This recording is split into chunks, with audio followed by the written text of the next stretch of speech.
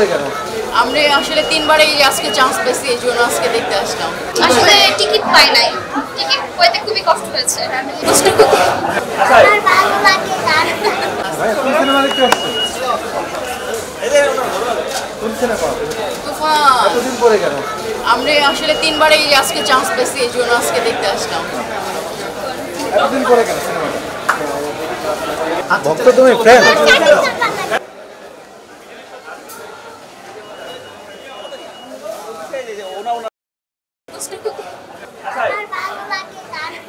আসলে টিকিট পাই নাই, টিকিট পেতে খুবই কষ্ট হয়েছে।